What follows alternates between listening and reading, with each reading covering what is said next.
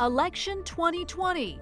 We recap Super Tuesday, where around 1/3 of the Democratic delegates were up for grabs, and 2 candidates have emerged as frontrunners. The Catholic vote. As the race to the White House heats up, we examine the balance between faith and politics. Fight for the unborn. We're at the Supreme Court as justices consider the first major abortion case of Donald Trump's presidency. And fighting an epidemic. A doctor who works at the Vatican's Children's Hospital tells us about the efforts to defeat the coronavirus. On EWTN News Nightly for Wednesday, March 4th, 2020.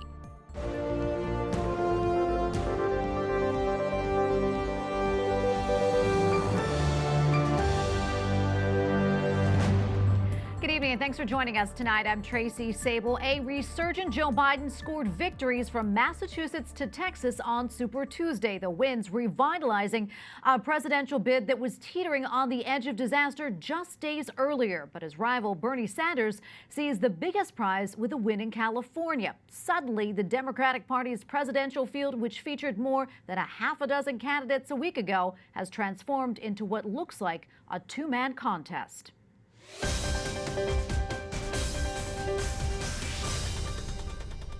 Joe Biden scores big on Super Tuesday. So I'm here to report we are very much alive. The former vice president is projected to win the most Super Tuesday states, including Texas, and says he'll strive to bring bipartisanship back to Washington. We can't have a never-ending war between the parties.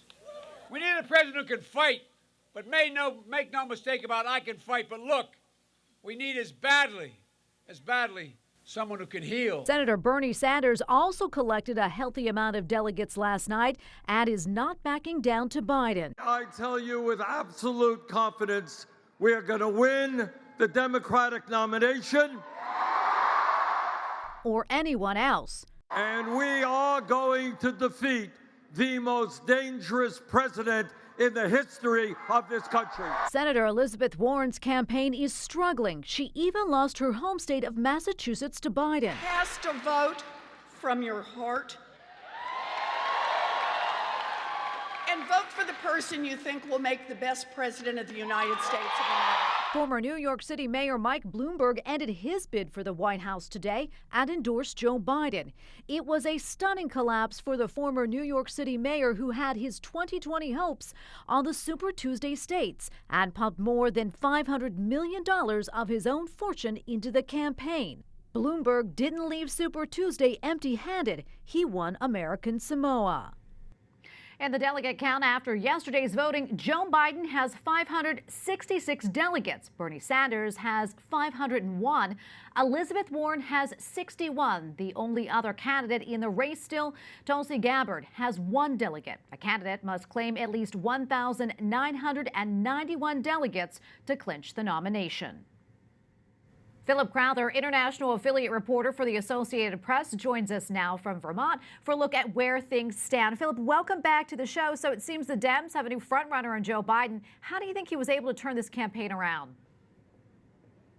Well, I'd say essentially there are 3 reasons why Joe Biden can be very much described as the comeback kid on this Super Tuesday. First of all, there is that fear within the Democratic Party, and mainly the Democratic Party establishment, as Vermont Senator Bernie Sanders would certainly put it, that he, Bernie Sanders, could not win against Donald Trump in November, that someone who calls himself a democratic socialist simply wouldn't have a chance to win in the presidential election in November. The second reason is simply what has been happening over the last few days, with Joe Biden getting the support of pretty much every other Democratic presidential candidate who got out of the race over the last few days, the likes of Pete Buttigieg, Beto O'Rourke, Amy Klobuchar, all of them endorsing Joe Biden for the Democratic Party nomination absolutely made an important difference.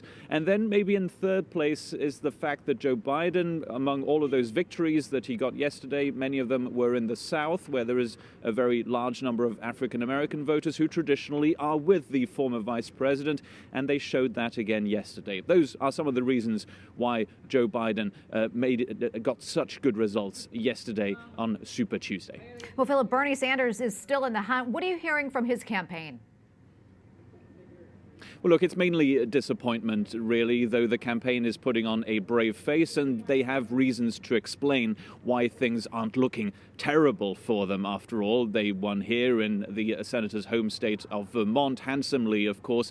More importantly, they won in California as well. That was the biggest prize of Super Tuesday, though that didn't necessarily give Bernie Sanders the delegate lead that he was expecting beforehand. So more than anything, yesterday at his election night rally here on the outskirts of Burlington, we got a sense of frustration and disappointment. His supporters were waiting for hours to hear from their presidential candidate, the man that they want to see as the nominee for the Democratic Party, and he only gave a very short speech, though he did say he was confident of getting that nomination and confident of winning against Donald Trump in November. But I think chances are pretty high that within the campaign there are fewer people who truly believe that right now. Oh, Philip, we talked a lot about the tension within the Democratic Party between the moderates and the progressives, and it really does appear this has essentially become a two-person race split between those two viewpoints. Who do you think we should keep an eye on in the days ahead?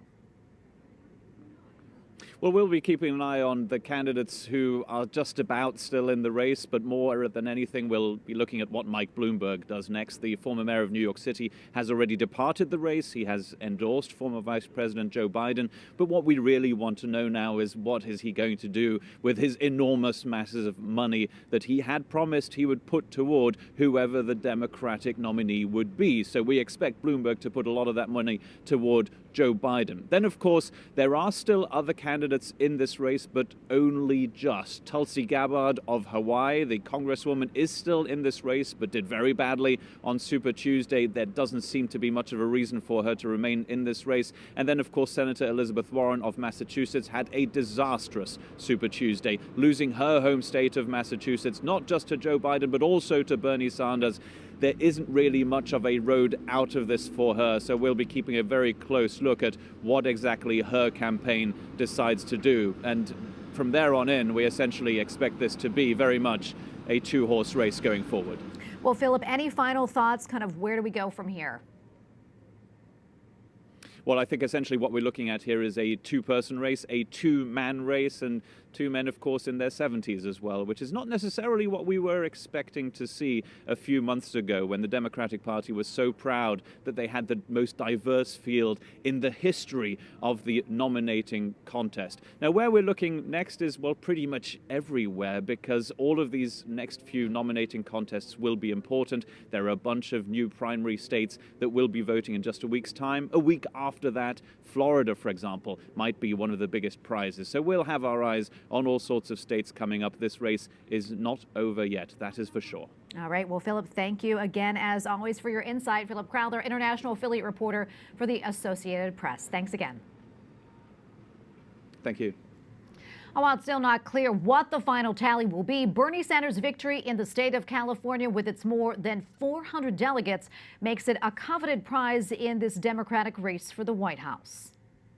Correspondent Mark Irons has been in California covering the Democratic race for president, and he joins us now from our EWTN Orange County studios. Mark, Joe Biden made a big comeback on Super Tuesday, but Bernie Sanders, he still won the biggest prize. How was he able to capture California? Well, Tracy, I can tell you that among the people that I spoke to, and that included people going in and out of daily masses, it included the student body president of a small college east of Los Angeles. Among these people, the name Joe Biden never came up. Those Democrats who were looking to support their candidate spoke about Bernie Sanders and Elizabeth Warren, but Joe Biden was never mentioned. And with Sanders coming away victorious, it's clear that he really captured the hearts and minds of particularly young people here in California, and also where I am in Southern California, the large Latino population. And remember, in 2016, Bernie Sanders narrowly lost to Hillary Clinton in the Democratic primary. Since then, he's made a real effort to make a greater name for himself here. So I think with greater campaigning, grassroots efforts since 2016, and really trying to target young people and the large Hispanic population in California, we're seeing that Sanders, though the delegate count is not final and clear, is coming out victorious here in California. Mark, Californians also voted on a number of important seats in the U.S. Congress. What can you tell us about those results? Well, I can tell you they're far from final. All those results are still coming in. And in California, it can take weeks or months to figure out exactly who will win those seats.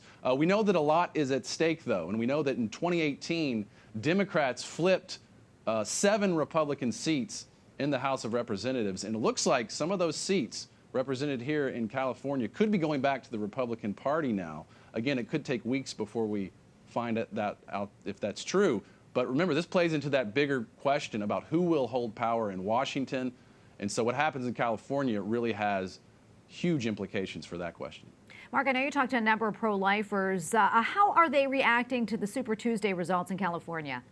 Well, Tracy, the pro-lifers I spoke with knew what they were getting into with the Democratic primary race here. They knew that those candidates running for the presidency are pro-abortion in their positions. So a lot of focus was on the congressional seats that were up for grabs. And according to the director of Californians for Life, there could be some wins for life within those races, but those results are still coming in.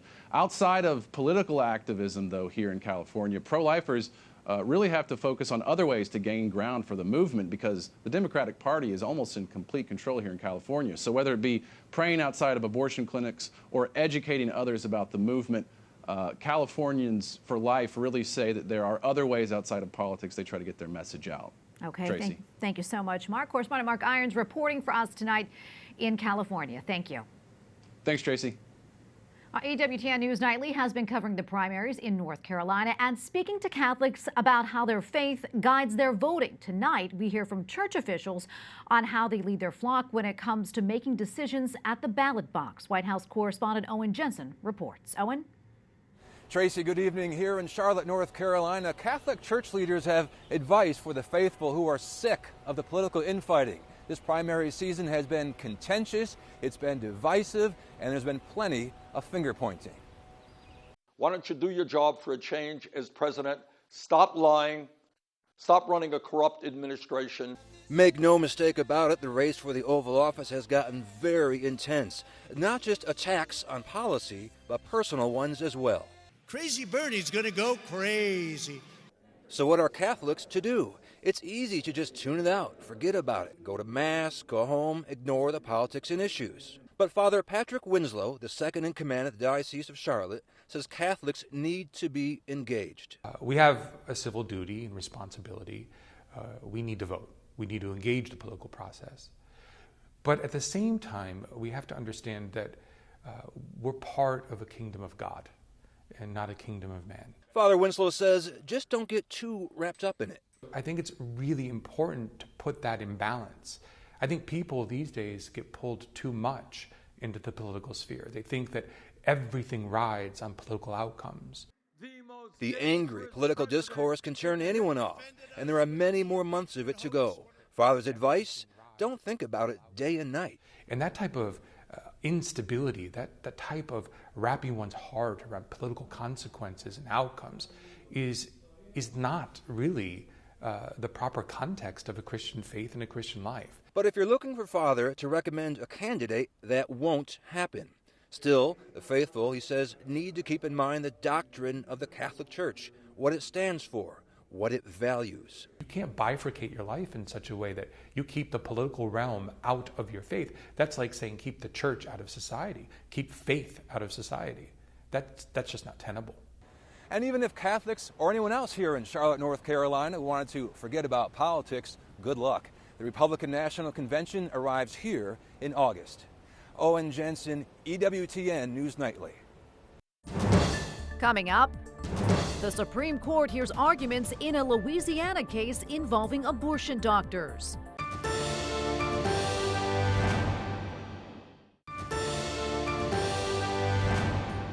Today at the Supreme Court, the first abortion case since the appointments of conservative justices Neil Gorsuch and Brett Kavanaugh. The arguments were over a Louisiana law requiring doctors performing abortions to have admitting privileges at nearby hospitals. Reporting from Capitol Hill tonight, we welcome correspondent Erik Rosales. Erik, so glad to have you here with us here at EWTN. So I hear you were inside the courtroom. Yes, I was, Tracy, and glad to be here. You know, EWTN was one of a handful of news organizations that had reserved seats inside the courthouse. Each side presented their case. It took about a half an hour each, but in the end, outside, clashes took place between pro-life and pro-abortion activists. Crowds representing both sides in the abortion debate packed the steps of the nation's highest court. Pro-abortion demonstrators rallied, claiming abortion is a basic human right, while inside, lawyers representing abortion providers said enforcing the new law would drive needed doctors out of business, restricting abortion. Cynthia Collins survived having an abortion at the age of 19. She disagrees. I had one abortion where the abortionist told me to get up, get out, and to shut up. This is what these laws are supposed to do, is to protect women like me in a place of vulnerability, where we go into a place where we think the doctor knows what they're doing and all they want is our money. She says it still hurts her deeply. Now, what I can tell you that I felt bad and ashamed about was the three female justices. They should be representing women like me that have been physically hurt by abortion. I think Liz Murrell did fantastic, and she did a great job representing the voices of women. Our law made very good sense. It protects women, and we're gratified that we're here today to be able to defend it. Defending the other side, Democrats, including Senate Minority Leader Chuck Schumer, made the short trek from the Capitol. The state here failed to present a compelling case for why a court of appeals would overrule the factual findings of a district court. Louisiana's own Congressman Steve Scalise called for change. Let's pray for a proper verdict by the Supreme Court. In a statement today, the Bishops' Conference said it adds insult to injury that providers are seeking to overturn basic standard protections for women who are seeking this life-altering procedure. They add that all Catholics should pray. A decision is expected come June. Tracy? Okay, thank you, Eric. Capitol Hill correspondent Erik Rosales reporting for us tonight. Pro-life lawmakers in Mississippi want the Supreme Court to consider a ban on abortions after 15 weeks. Yesterday, they passed a bill banning abortion if a woman wants one because of the race, sex, or genetic abnormality of the baby. Under the proposal, any doctor performing an abortion for any of those reasons could face up to 10 years in prison, but no penalties for the woman. Up next, a report from Italy, which has become the center of the coronavirus in Europe.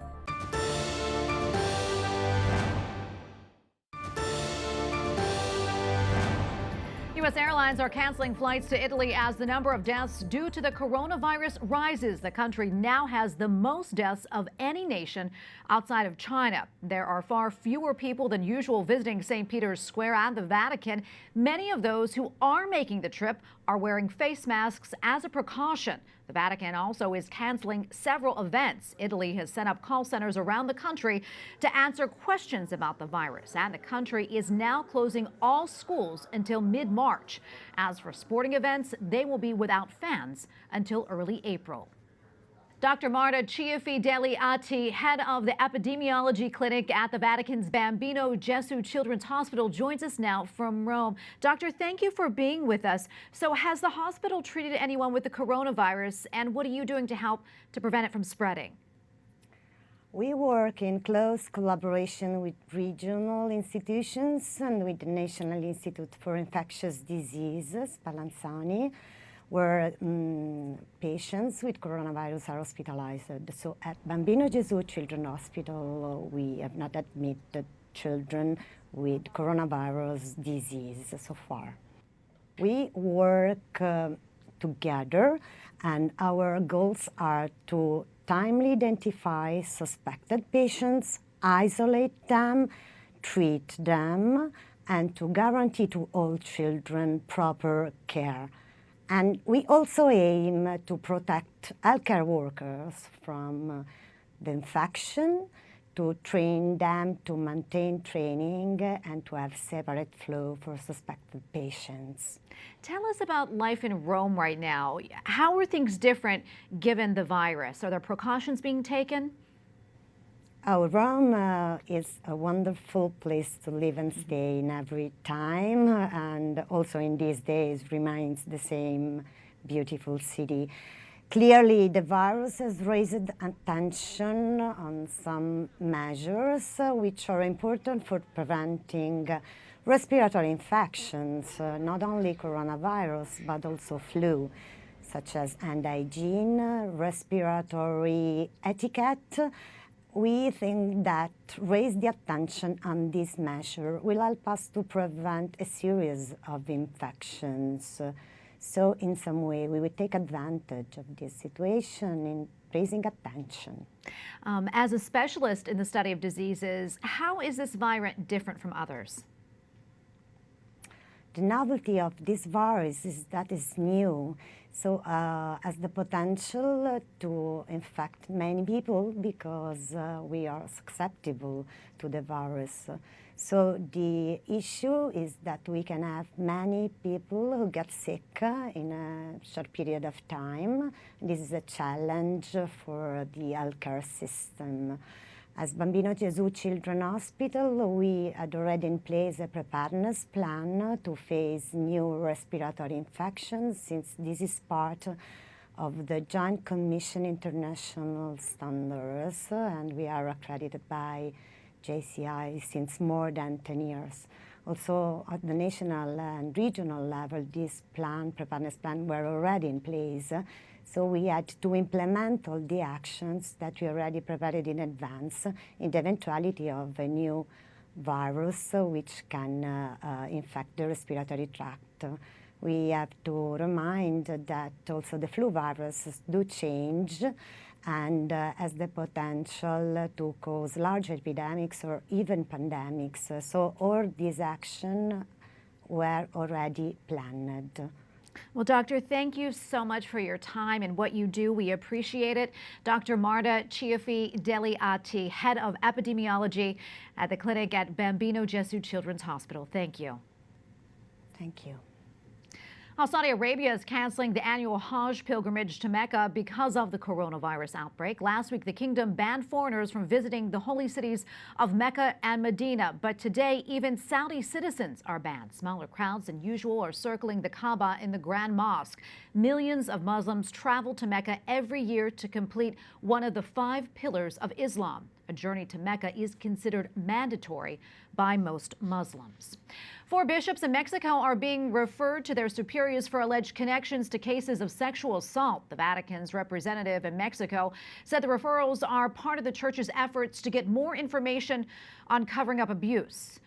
Nuncio Franco Coppola made the announcement at the press conference in Mexico City, but he did not give any details on the roles that the 4 bishops may have played. The Mexican Episcopal Conference is investigating 217 priests, but that number does not include cases sent directly to Rome. Clashes are continuing between Turkey and Syria, and 2 more Turkish soldiers were killed today. Turkey is sending thousands more troops into Syria to support the rebels who are fighting the Syrian government. Syria is getting air support from Russia, and President Erdogan of Turkey is heading to Moscow to meet with Russian President Putin. Up to 1 million refugees are fleeing the fighting, and until now, Turkey's president has refused to let them cross the border. But this week, Turkey opened the border and is allowing them to cross Turkey and move towards Europe. In Greece, police fired tear gas and stun grenades to push the migrants back into Turkey. There are reports of 1 person killed, but the government of Greece is denying it. Turkey's president claims Greece is mistreating the refugees, and he is demanding assistance from the European Union. The EU is now promising 170 million euros to help Turkey deal with the refugees. Russian President Vladimir Putin says marriage is between a man and a woman, and Russia would never legalize gay marriage as long as he's in power.